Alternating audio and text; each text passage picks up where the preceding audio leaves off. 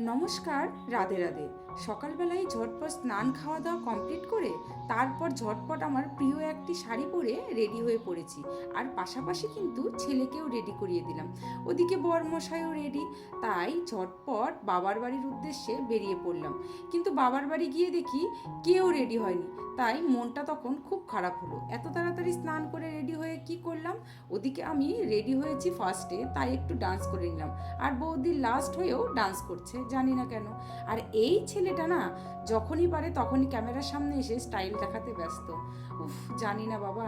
ওদিকে জেঠুমনি তাড়া দিচ্ছিল, নাও তাড়াতাড়ি করো তাড়াতাড়ি করো।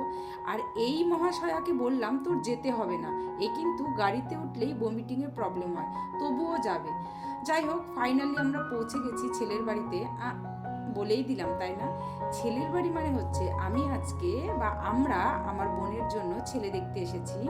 দেখুন, এসে নিয়ে এই সুন্দর গার্ডেনটা দেখে না আমার মন ভরে গেল।